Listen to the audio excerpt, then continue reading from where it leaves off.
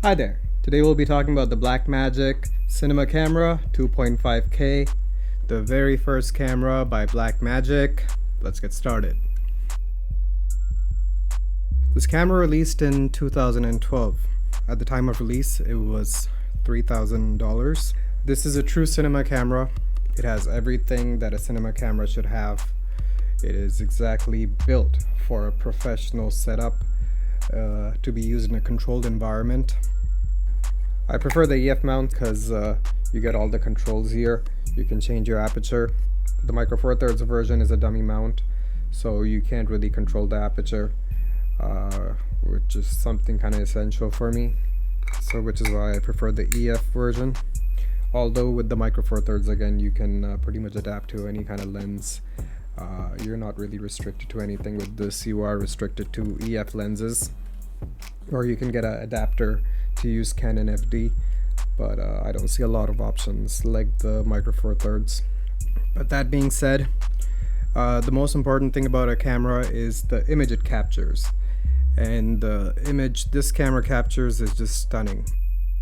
This camera records in HD up to 30 frames and also in 2.5K in ProRes and RAW, but I personally prefer sticking to ProRes because with all my cameras I'm just used to using ProRes, and I love how it works in post.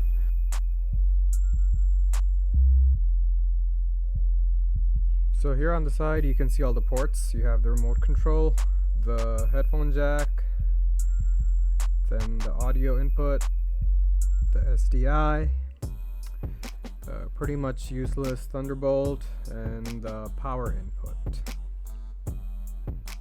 So I got this camera in 2018 and I shot my most successful film, Charlene, with this camera.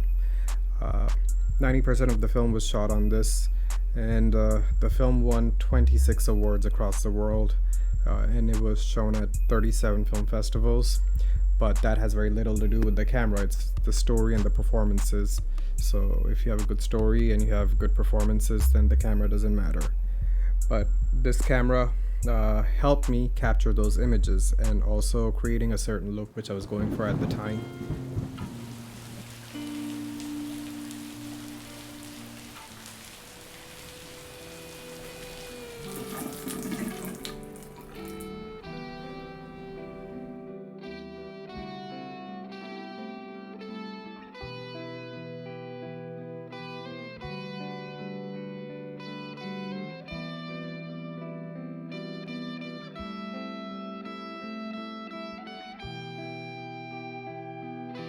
Every 2 minutes, someone tries to commit suicide. One more will not make a significant difference.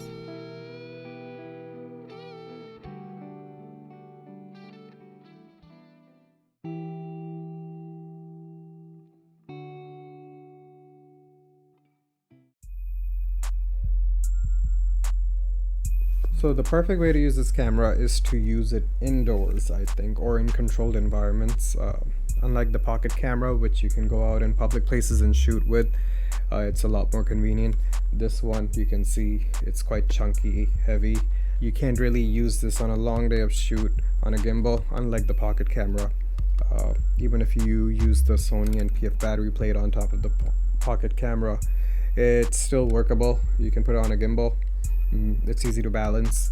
This thing can only go on limited amount of gimbals. You can use it with the Ronin S or with the Zhiyun's big crane. I don't remember the name right now, but then it just becomes a very heavy setup. And you can call it a pro or a con, it's up to you.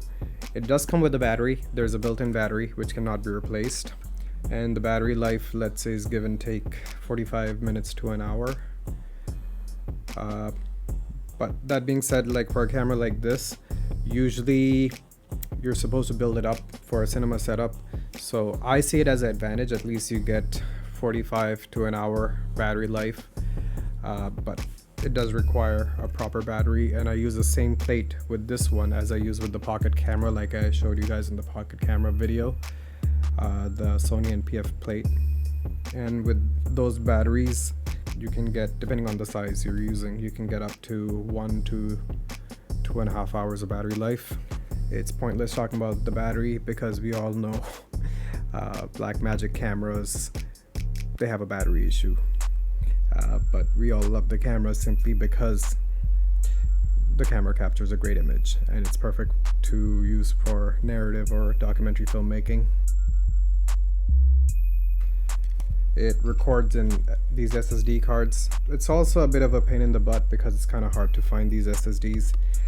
Before I got this one, I went through multiple different SSDs and they weren't working with this, and then eventually this one actually worked out. This is the HyperX Savage by Kingston, I think. Yeah, Kingston. And this is a 240 gig card. Another issue with this camera is the sensor has a crop. It's a Super 35 sensor, but it's cropped a little, and so you really need to use wide lenses with this camera.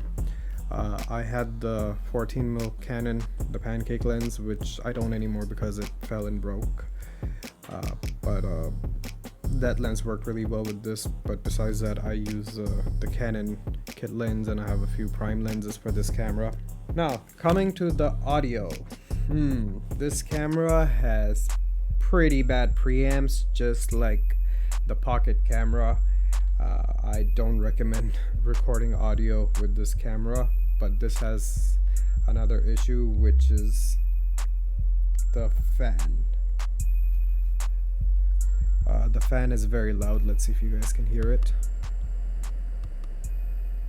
So again, if you're using this camera in a controlled environment, then it's obvious you might have someone record sound separately.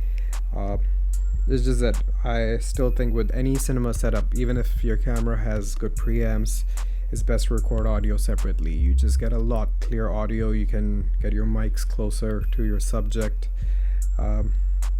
Unless you're using something more modern like the Pocket Series, the new Pocket Series cameras. The preamps are a little better. It's just the sound is better in general when it's recorded separately, so that's why. But again, with these cameras, the older ones, they're no good for sound.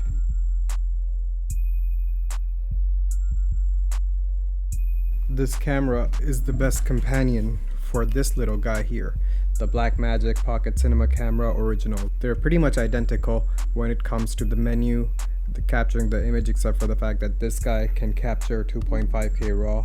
This one is limited to HD, and the body is different for obvious reasons. This is a bigger body, this one is a pocket camera, so a smaller body. So these are a few differences, but again, they're from the same family of cameras. They're very easy to match in post. So is this camera relevant in 2021?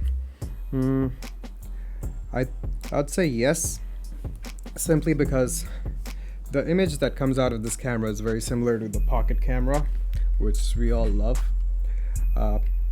It is the big brother of this camera. And interestingly, this camera maybe a year and a half ago was more expensive than the pocket camera, because both cameras were discontinued by then, so you could get it used. But I noticed online on eBay that now the 2.5K is cheaper than the pocket camera. I don't see any reason to spend $900 on this camera in 2021, simply because it was sold for $1,000 when they were selling it new. Then this is a pretty good option, and like I said, I did notice this being cheaper, and the image the two cameras capture is very similar. So yeah, this camera, of course the body is bigger, it's heavier, but still, if you're going for the image, this is a good option. And also it's a highly recommended camera for indie filmmakers that shoot in controlled environments. If you're shooting at parks, I think it's okay. At a place where people don't get bothered with what you're doing, then this is a good option. You can get the Sony plate, which is super cheap, but besides that, I think this is a pretty solid cinema camera.